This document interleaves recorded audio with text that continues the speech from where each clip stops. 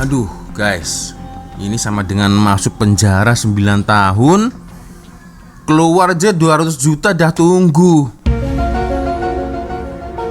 Aduh.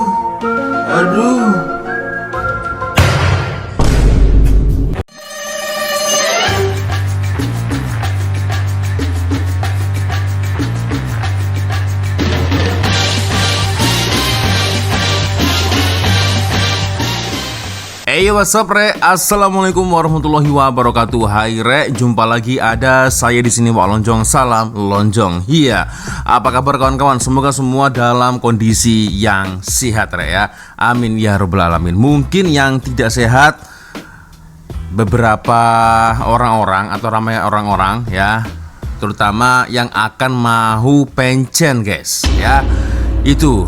Dan ya, sebenarnya berita ini sudah viral, guys, beberapa hari yang lalu bahwasanya Perdana Menteri Malaysia Anwar Ibrahim mengungkapkan dana pension atau pensiun Malaysia tertipu investasi startup asal Indonesia. Jumlahnya wah gak main-main, guys. 880 miliar rupiah raib, hilang begitu saja, ya.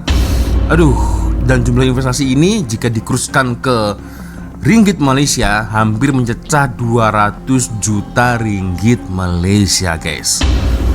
Aduh. Ya, guys. Oke, geng, sebelum kita mulai video ini, ya, hanya sekedar mengingatkan untuk kawan-kawan yang mungkin belum sholat, jangan lupa sholat dulu, guys. Dan seperti biasanya saya letakkan link Shopee. Apabila kalau kalian ingin shopping, boleh kalian check out sekarang juga, geng, ya.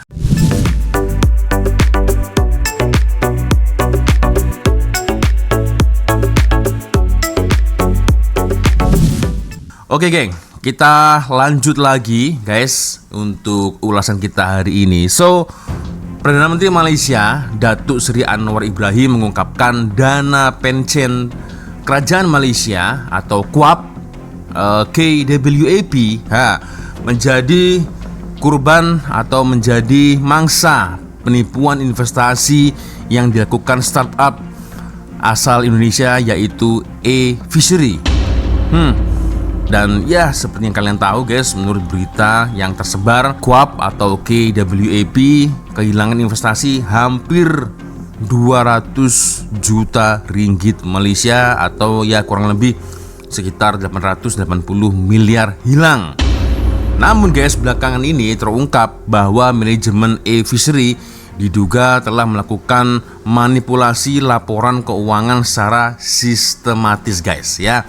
Oke, kita akan coba untuk melihat bagaimana respon dari pengamat ekonomi, pengamat sosial, ya, pengamat keuangan yang ada di Malaysia, guys, ya. 203 juta ringgit hilang dalam satu pelaburan. Macam mana perkara ini boleh berlaku? Pada tahun 2023, KWAP, Dana Persaraan Penjawat Awam Malaysia, melabur kira-kira USD 47.7 juta ringgit atau lebih 203 juta ringgit ke dalam startup aquakultur Indonesia, E-Fishery.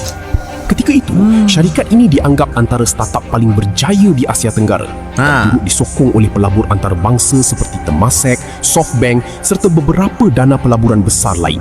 Namun, siasatan kemudian mendapati pihak pengurusan E-Fishery didakwa memanipulasi laporan keuangan syarikat sehingga prestasi sebenar perniagaan jauh berbeza daripada angka yang dipersembahkan kepada pelabur. Menurut jawapan Perdana Menteri di Parlimen, KWAP telah menjalankan proses due diligence, semakan audit dan penilaian pelaburan sebelum membuat keputusan. Namun, penipuan yang didakwa berlaku berjaya melepasi proses tersebut, menyebabkan pelaburan bernilai lebih 203 juta ringgit itu menjadi mangsa penipuan. Kini, konsortium pelabur termasuk KWAP sedang mengambil tindakan undang-undang bagi mendapatkan semula dana tersebut. Kisah ini membuktikan bahawa dalam dunia pelaburan, risiko bukan sahaja datang daripada turun naik pasaran, tetapi juga daripada kepercayaan. 203 juta ringgit mungkin boleh dikira sebagai kerugian, tetapi kepercayaan yang hilang jauh lebih sukar untuk diganti. Nah, itu trust, kepercayaan itu, guys, ya. Impactnya nanti, ya, siapa yang mau pelabur asing yang mau menanamkan modal untuk apa-apa atau bisnis yang ada di Indonesia, ya sudah nggak ada yang mau guys, ya kan? Bayangkan 200 juta lebih ya ringgit Malaysia, itu bukan angka yang kecil geng ya. KWAP atau KWAP melabur dalam startup Indonesia e-fishery yang ketika itu padahal turut disokong oleh pelabur antar bangsa, ya kan, termasuk Temasek dan Softbank. Nah mungkin karena faktor itulah akhirnya KWAP berani untuk ikut melabur di situ guys. Namun itulah guys, syarikat itu kemudian didakwa memanipulasi keuangan, menyebabkan pelabur menjadi mangsa penipuan. Aduh, gile guys. So, macam mana geng? Semoga masih ada secercah harapan ya. Boleh balik lah guys, kasihan kan orang-orang yang harusnya menikmati masa di usia tua, pensiun dengan keadaan yang tenang. Tak boleh nih. Nah macam mana nih solusinya, aku juga tak pasti nih. Kawan-kawan yang paham mungkin boleh komen lah di ruang komentar guys ya. Nah ini dia, PM Malaysia e-fishery lakukan penipuan terencana. Nah kan, dana pensiun atau pensiun merugi sampai dengan 854 miliar rupiah. Itu kalau dikurskan ke rupiah guys ya. Hello saudara, ya Allah, bukan saja Malaysia yang kena scam, Singapura, Jepun kena tipu serentak dari tahun 2023. Aduh. Oke, kita lanjut lagi guys. Ya, ini dia ada satu video lagi dari Faiz ya, Finansial Faiz. KWAP kena scam 200 juta. Aduh. Oke, kita coba tengok seperti apa urusannya geng. Guys, juga tahu kan yang KWP kena scam sebanyak 200 juta ringgit dengan e-fishery dari Indonesia. Co-founder e-fishery Gibran Khuzaifah dah kena penjara 9 tahun di Indonesia. Macam mana benda ni boleh berlaku? Sebenarnya KWP adalah mangsa kepada satu penipuan korporat yang terancang yang sangat licik. Berdasarkan apa yang MOF cakap, KWP melabur dalam e-fishery ini dengan mengikut SOP yang ketat dan telus. So maksudnya dari segi tadbir urus, pelaburan ini sebenarnya tidak ada masalah. Cuma you guys kena faham yang puncanya adalah dari pihak e-fishery yang banyak menipu data-data kewangan diorang. Macam yang tengah cakap dalam video sebelum ni, e-fishery ni pada awalnya merupakan sebuah syarikat aquaculture yang nampak hebat dengan produk smart auto feeder yang sangat canggih. Disebabkan status syarikat dah capai unicorn status dengan penilaian 1.4 bilion US dollar, diorang berdepan tekanan untuk sentiasa menunjukkan keuntungan diorang kepada pelabur-pelabur diorang. Untuk mengaburi pelabur, e-fishery telah memanipulasikan laporan kewangan diorang cipta invoice palsu dan juga tipu rekod jualan. In fact diorang pun berani untuk report syarikat diorang ni tengah untung 16 juta US dollar, padahal sebenarnya tengah rugi bersih 35.4 juta dolar. Malah penipuan ni sangat rapi sampaikan laporan kewangan yang dimanipulasikan ni telah pun disahkan oleh juru audit antarabangsa yang bertauliah. Kalau laporan rasmi macam ni pun palsu, macam mana pelabur macam KWP dan yang lain-lain yang besar-besar juga yang lebih besar daripada KWP pun nak tahu yang ini adalah satu penipuan dari awal lagi. And to be fair kepada KWP, bukan dia sahaja yang terciduk sebab e-fishery ni. Syarikat pelaburan antarabangsa yang lain macam Temasek Holdings dari Singapura, Softbank Group dari Jepun dan Aquaspark dari Europe pun terkena juga. In fact syarikat lain ni pun dah buat dia punya due diligence macam KWP, tapi still kena scam sebab data-data palsu yang e-fishery tu bagi.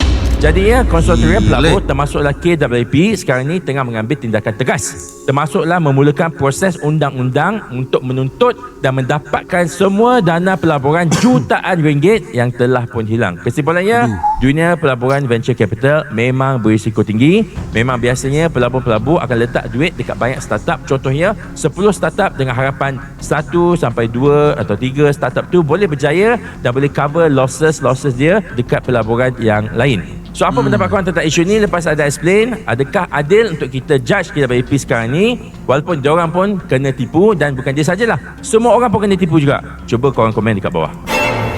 Aduh guys, ini sama dengan masuk penjara 9 tahun Keluar aja 200 juta dah tunggu. Aduh.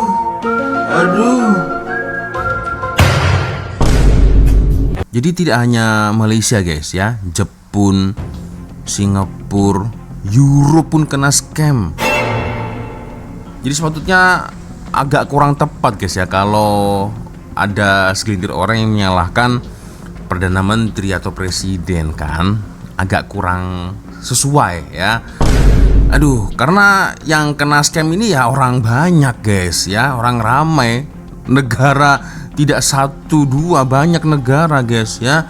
Jepun, Euro, Singapura kan. Aduh, kalau ada macam ini gimana Indonesia boleh dipercaya lagi guys? Rasa-rasanya untuk kedepannya tak mungkin ya. Aduh. Oke. Next kita lanjut lagi geng. Oke. Ini satu ulasan dari Abang Ahmad Faizal yang aku suka nih geng. Kita coba tengok seperti apa ulasan beliau guys. Dekat Indonesia ada seorang pengusaha yang bangkit betul-betul dari bawah, membina perniagaannya sampai berjaya tarik pelaburan daripada pihak-pihak luar macam Sequoia, Softbank dan Temasek. Tak lupa juga pada KWAP. Tapi pada 1 Mei hari itu, pengasasnya didapati bersalah dan dipenjara 9 tahun. Jenayahnya penyelewengan. Bukan 1-2 juta punya hal, skandal ni bernilai 383 juta dolar. So kisahnya, Gibran Huzaifah dilahirkan dalam keluarga susah membesar dekat Jakarta Timur. Waktu awal hidupnya tu banyak tidur kat masjid, banyak tidur kat sekolah, cari makan dengan cara mengajar, kerja dekat kedai, you know, apa-apa je cara nak survive. Tapi mai satu masa dia daftar masuk kursus perikanan dan sewa kolam sendiri. Waktu ni dia sedar kerjanya teruk. Tapi fokus key story kat sini. Telur ikan kena dijaga betul-betul. Anak-anak ikan pula kena diberi makan ikut waktu. Makan sikit sangat ikan mati, makan banyak sangat bazir modal dan kena hadap algi pula. Segala penat lelah ni untuk untung yang sangat kecil dari segi margin. Pulanya kadang kena hantar ikan tu hidup-hidup ke peruncit ataupun pembeli. For a time, perniagaan Gibran menjadi dia buka warung nak masak dan jual ikan-ikannya. Value added lah. Dia network dengan kedai runcit untuk ambil stok daripada dia. Jadi pada tahun 2012 tu Gibran dah pun ada 70 buah kolam dengan impiannya 1000 kolam sebab dia nak jadi Raja Keli kat Indonesia. So dari sini Gibran mula innovate. Sebab nak bagi makan tu susah, Gibran start bina sistem automatik yang melibatkan tangki dan software. Dia bina programming sendiri. Idea dia simple je. Dia hantar message guna telefon, software dia akan terima message dan automate programming untuk tangki dia tu lepaskan makanan secara bercatu. Maka Gibran sekarang dah ada 2 produk, ikan keli dan tangki makanan. Cuma satu unit tangki ni paling murah pun dalam RM1,600. Luar kemampuan pengusaha-pengusaha Indonesia yang duk bergantung pada buruh murah kerana ramai hidup susah kat sana dan sedia nak bekerja, nak jalan jauh mana pun. So Gibran buat model sewaan e-fishery dia tu. Untuk cover cost yang dia dah pun labur, dia plan nak sewa banyak-banyak. Tapi nak buat sewaan besar-besaran ni, dia kena guna modal sendiri sebab kena bina dulu kan tangki-tangki baru. Untuk cover modal ni lah dia cari pelabur dan asyik kena reject kecuali Aquaspark yang tabur $1.5 juta bermula Mei 2018. Final 500,000 tu akan masuk. Tertakluk pada syarat, pelabur lain pun join. Gibran gagal cari pelabur lain masuk e-fishery. Dan waktu ni lah dia mula tanya pengasas-pengasas lain kat Indonesia, macam mana aku nak cari dana? Dia tanya. Dia orang balas main-main je dengan angka. Benda tu diceritakan seolah-olah sangat normal kat sana dan Gibran buat benda tu walaupun secara moral dia kesal. Dari sinilah start pelaburan demi pelaburan masuk dalam e-fishery. Dia adjust je free spreadsheet tu, bermakna untuk pengusaha yang duk beli tangki kat dia, dari dia tu business as usual, bayar harga sama, dapat benda sama, guna app untuk urus pemakanan ikan. Tapi transaksi mereka tu bila masuk kat penyata kewangan e-fishery start dimain-mainkan dari segi angka. Hasil tahun 2018 dicatat sekitar $185,000, tapi tahun seterusnya $10 juta. Nasib menyebelahi Gibran sebab 2021 tu tahun pandemik. Nasib maybe ujian. Gibran dapat perhatian Softbank yang pengasasnya ajak sembang. Sebab pandemik, Gibran tak dapat tunjuk kolam-kolam ikan. So dia pitch secara online je. Sejam Gibran kat Bandung, pengasas Softbank tu ada dekat Tokyo. Sejam je sepatutnya, tapi 15 minit into the pitch The pitch is over. SoftBank nilaikan e-fishery itu sekitar 200 juta dolar. Dan Sequoia India menilaikan 300 juta dolar dan termasuk masuk siap CEO Dilhan Pillai kontak secara peribadi. All the while, ada dua masalah tidak disedari ataupun tidak dipandang serius. Gibran bertahun tak failkan penyata kewangan. Itu warning sign yang besar. Memang warning sign. Problem kedua, Warning sign. program sewaan e-fishery itu ada 28,000 pengusaha. Separuh data aktif, 7,000 lagi dah kena beku. All the while 90% hasil e-fishery itu datang dari saluran yang buat untung marginnya 2% sahaja. Gibran kemudian tembus masuk ke India pula dan laporan still duk kata profitable. Time ni 42X dari Abu Dhabi masuk nilai bisnes dia sekitar 1.4 bilion dolar. KWAP dilaporkan salah satu pelabur bersama dan kejatuhan bermula apabila ada orang dalam buat aduan pada ahli lembaga pada November 2024 yang menyeru Gibran datang menghadap pada 9 Disember. Gibran mengaku, Gibran terus terang, Gibran has fallen. 2 hari kemudian Gibran beritahu pihak Aquaspark and that was it. E-fishery is now sleeping with the fishes.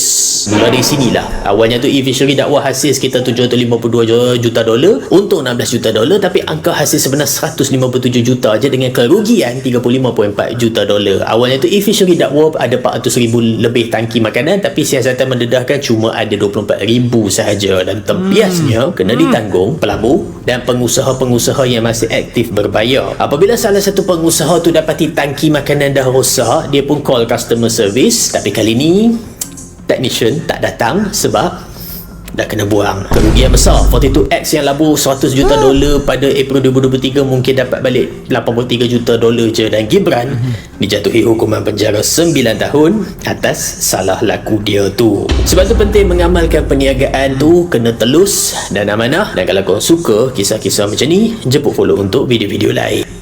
Aduh, Gibran. By the way, nama Gibran itu sama dengan nama wakil presiden Indonesia dan juga nama anak saya, geng. Gibran juga. Astagfirullah. Semoga jejaknya tidak mengikuti jejak Gibran yang ini, geng, ya. Aduh, keluar jail 9 tahun udah kaya raya, bos. Alamak. Aduh, maknanya bila nak invest Indonesia tak selamat dong, guys. Karena ya case-case seperti ini, ya, penipuan kan, scam, aduh, itulah guys ya, susah cari orang yang amanah itu, geng. Tapi yang gilanya ini, Gibran ini bisa melakukan scam lebih dari satu negara, guys. Yang gila guys ini, guys. Persoalannya adalah, benarkah 200 juta ringgit Malaysia lesap? Nah, ini kita coba tengok ya bagaimana ulasan dari beliau. Aku pernah tengok beliau ini, guys, ya. Di mana itu? Lupa ingat, geng. Ramai yang tanya saya, betul ke 200 juta ringgit duit kuap lesap? Pertama sekali, angka 200 juta ringgit itu tidak betul. Dan berdasarkan penjelasan rasmi kuap, jumlah sebenar yang dilaburkan ialah 163 juta ringgit. Jadi apa cerita sebenar? Kuap melabur 163 juta ringgit dalam e-fishery. Ini sebuah syarikat teknologi aquakultur dari Indonesia. Dan ketika itu, e-fishery bernilai sekitar 1.4 bilion US dollar. Kuap tak masuk melabur seorang diri. Kuap cuma pegang 2.51% saham. Ini pelabur yang minoriti. Majoriti dipegang oleh pelabur lain, termasuk dana pelaburan kerajaan Singapura yang mengurus lebih 500 bilion Singapore dollars pun melabur. Begitu juga SoftBank, gergasi pelaburan teknologi Jepun. North Star yang dah lama melabur di Indonesia dan 42X Fund dari Abu Dhabi. Maksudnya, ada pelabur yang jauh lebih besar daripada Kuap dan ada yang memang berpengalaman dalam pasaran Indonesia. Tetapi hasil siasatan kemudiannya mendapati pengurusan e-fishery telah memalsukan nyata kewangannya selama bertahun-tahun. Maksudnya, Kuap dan juga pelabur-pelabur lain membuat keputusan berdasarkan maklumat kewangan yang telah dimanipulasi. Pengasas e-fishery kemudian didakwa dan dijatuhi hukuman penjara 9 tahun. Ini kerana pecah amanah dan juga pengubahan wang harap. Ada yang tanya, Kuap ni tak buat due diligence ke? Cadangan pelaburan ini dinilai oleh pasukan pelaburan Kuap sebelum diluluskan oleh panel pelaburannya. Jadi memang adalah due diligence. Tapi penipuan ni sangat terancang sehingga pelabur besar yang saya sebut tadi, Temasek, SoftBank dan sebagainya pun turut tertipu. Apa tindakan KWAP sekarang? KWAP dah jelaskan. Okey. Semakan dalaman menyeluruh sudah pun dibuat dan tindakan susulan sudah pun diambil. KWAP juga sedang menggunakan semua saluran yang ada untuk mendapatkan semula sebanyak mungkin wang tersebut. Dan KWAP juga dia dah umum langkah pengukuhan pelaburan pasaran swasta, kepelbagaian portfolio yang lebih luas dan pelaburan bersama pengurus dana berpengalaman dan juga pemantauan pasca pelaburan yang dipertingkatkan. Berapa banyak dana yang dapat dikembalikan masih belum diketahui. Jadi tak tepat kalau nak kata keseluruhan pelaburan itu sudah hangus. Apa kesannya kepada pencen pejabat awam? Kerajaan yang menyediakan wang untuk membayar pencen. KWAP menguruskan bayaran itu bagi pihak kerajaan dan sebahagian dana KWAP juga digunakan untuk membantu kerajaan menanggung kos pencen. Jadi KWAP bukan macam KWSP. Pejabat awam tak ada akaun simpanan individu dalam KWAP yang akan berkurang apabila satu pelaburan rugi. Jadi apa pun yang berlaku kepada e-fishery, kerajaan tetap perlu membayar pencen pejabat awam seperti biasa. Soalan sebenarnya, adakah kes e-fishery ini cukup besar untuk menjejaskan kewangan KWAP dan kemampuannya untuk membantu kerajaan menanggung kos pencen? Pada 2024, tahun terakhir yang diaudit, KWAP menjana sekitar 18 bilion ringgit pendapatan pelaburan. Keseluruhan pelaburan e-fishery itu kurang 1% daripada pendapatan pelaburan KWAP pada tahun tersebut. Jadi berdasarkan angka 2025 pula, keseluruhan dana KWAP bernilai 195 bilion ringgit. Pelaburan e-fishery itu kurang 0.1% daripada keseluruhan dana.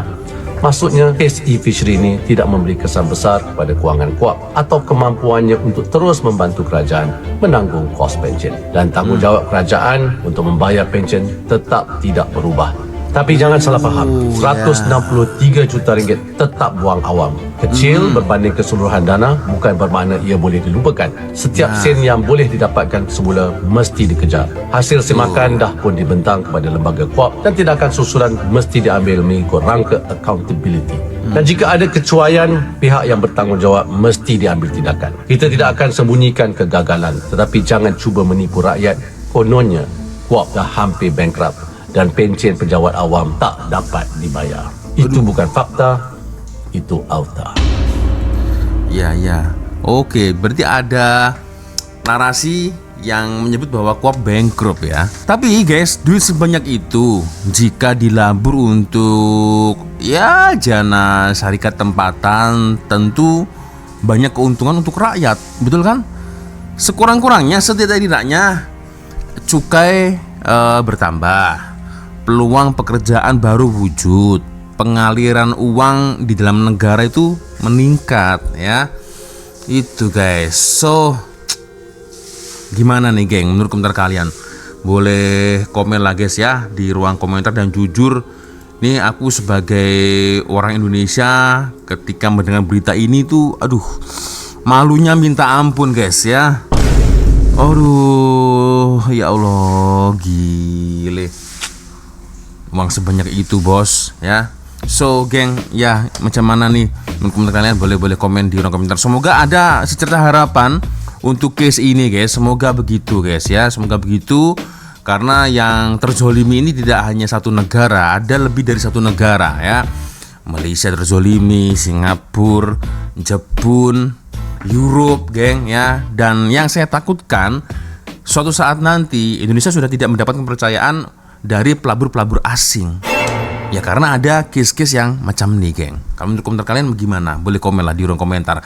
Oke, sepertinya cukup sudah untuk video kita kali ini. Thank you guys sudah nonton, dan ya saya minta maaf apabila mungkin kalau ada tersilap pada kata video sampai next video. Seperti biasanya kalau ada video menarik yang mungkin boleh kita sama-sama, silahkan kirim videonya di Instagram. Dan akhirnya saya Wak Lonjong pamit dulu guys. Wassalamualaikum warahmatullahi wabarakatuh. Semoga Allah melindungi kita semua. Amin ya rabbal alamin. See you. Bye bye.